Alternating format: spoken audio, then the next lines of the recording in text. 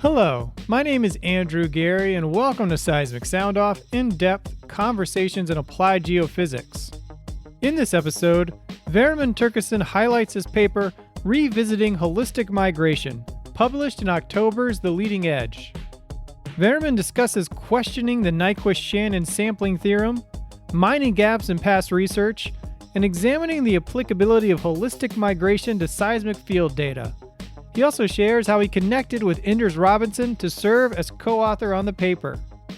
Visit seg.org/podcast to read Vemund's article, as well as the rest of the special section on quantitative interpretation in October's The Leading Edge. This episode is brought to you by CGG.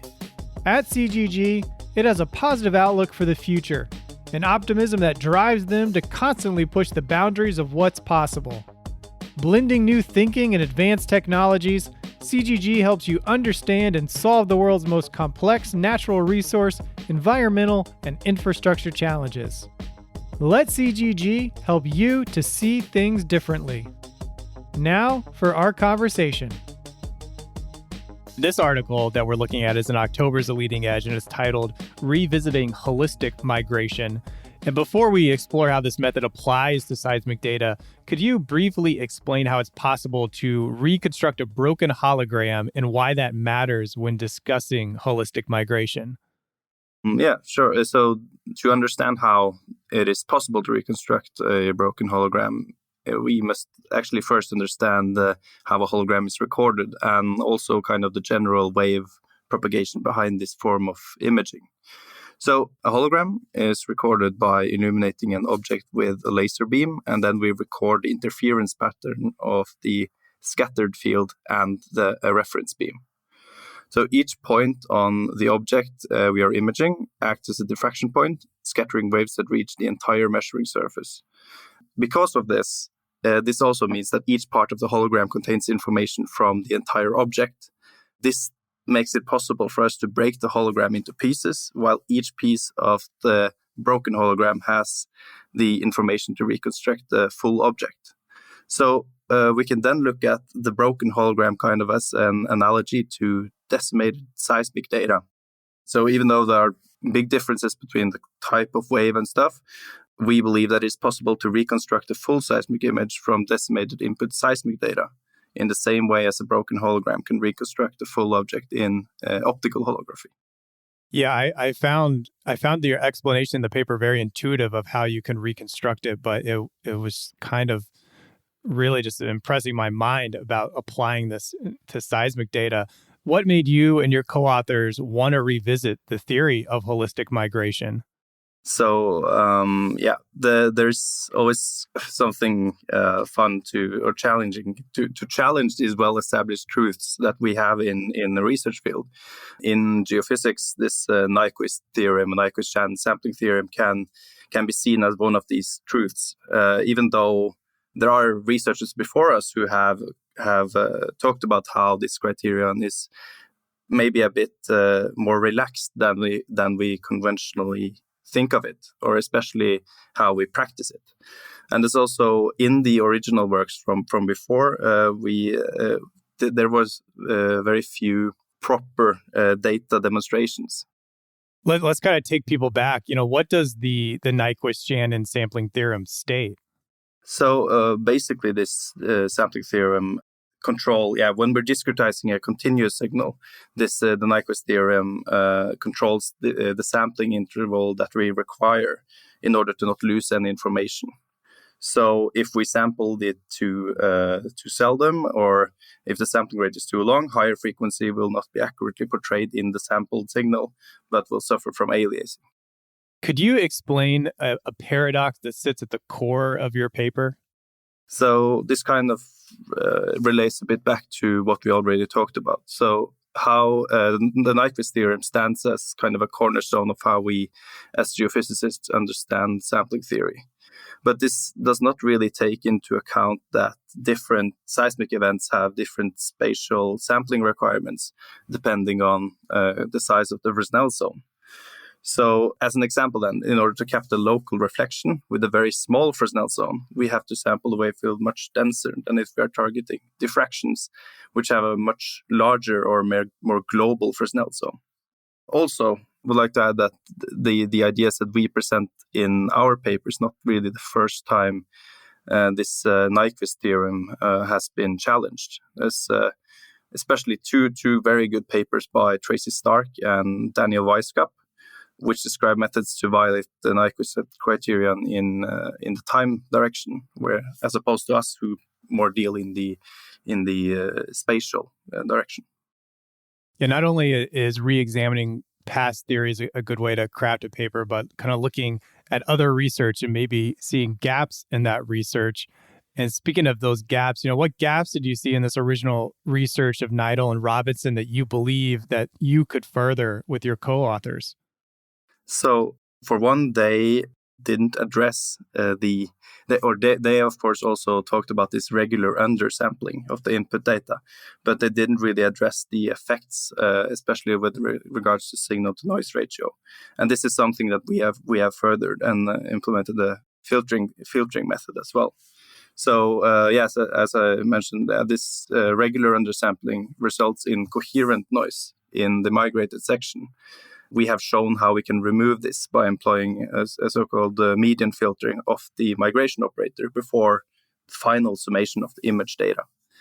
And we also suggest using diffraction-separated data, which kind of is more tailored to, we kind of tailor our seismic problem more to the analogous broken hologram and optical holography again. In the paper, you're using both control data and field data to test your theory. Did you see good results in each of these cases? So I can say that the short answer is yes, but the longer answer is that they kind of highlight the different aspects of the method. So in the controls data set, we image a structure that is a bit deeper than in the field data, and this allows us kind of to employ a rougher filtering of the migration operator and also do a higher data decimation. This also kind of relates a bit back to this Fresnel zone as we talked about, and how deeper events tend to have larger Fresnel zones. So with the field data, we image a much shallower gas hydrate in the Loppa area in the Barents Sea. And this is only about 200 milliseconds below seabed, so very, very shallow. And imaging this with reflection data yielded very, very poor results. But when we image the same one with diffraction data, it's a much, much sharper image.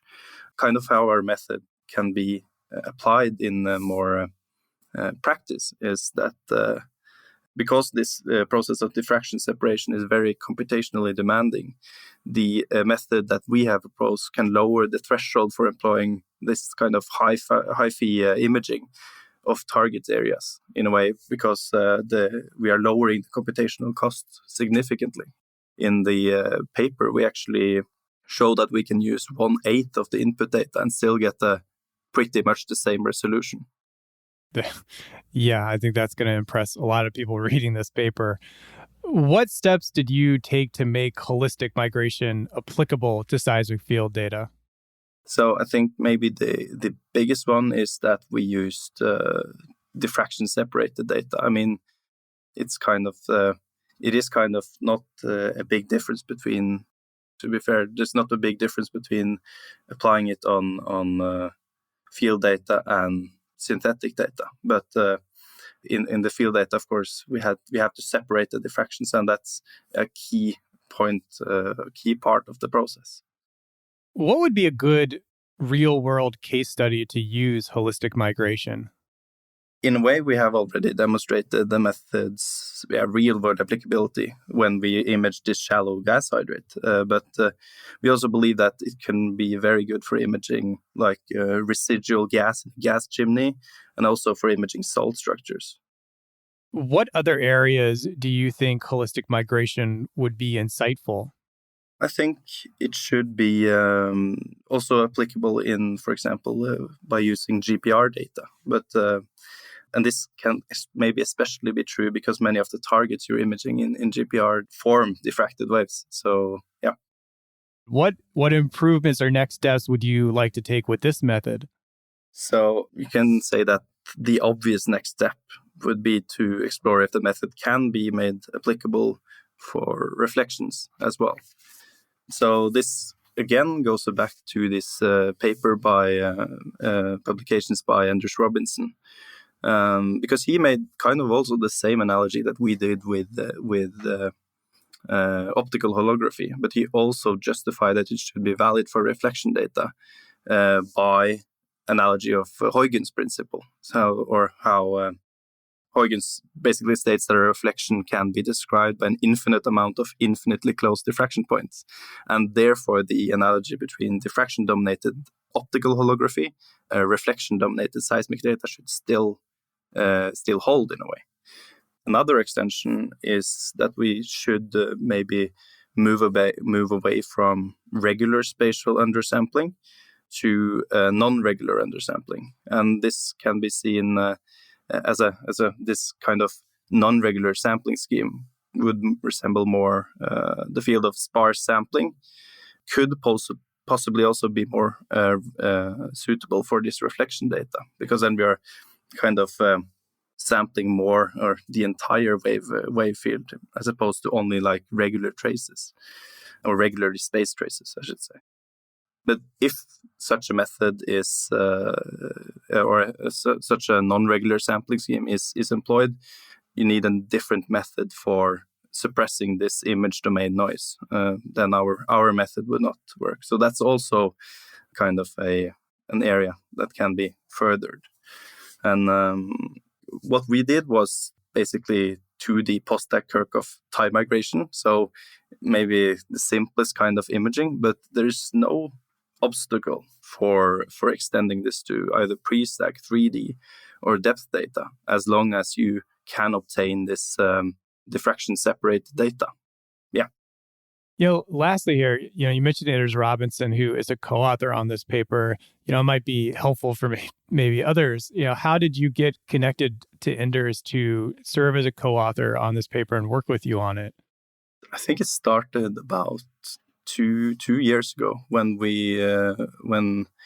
I was just finishing up my master's, and this was when we did our me and the other author Leif Gelius. We were looking into if there could be something about this holistic migration, because I did a master with diffraction separation, so that's where this kind of comes in. And then we just sent him some of our results, and he was very interested, and this kind of led to the collaboration. Well, it's a wonderful paper, and good for you for sending it off to him and piquing his interest, and look forward to seeing what comes next. And thanks for speaking with me today. Thank you. Thank you for listening to SEG's flagship podcast, Seismic Sound Off. SEG produces these episodes to benefit its members, the geophysics community, and inform the public on the value of the science. To show your support for the show, please share this episode with a friend, colleague, or a manager that would enjoy hearing this show. Your recommendation is the single best action you can take on behalf of SEG's podcast. To receive the latest episodes first, follow Seismic Sound Off on Apple Podcasts, Spotify, or Google Podcasts. The SEG podcast team is Ted Bakamjian, Kathy Gamble, and Ali McGinnis. Thank you for listening. This is Seismic Sound Off, signaling off.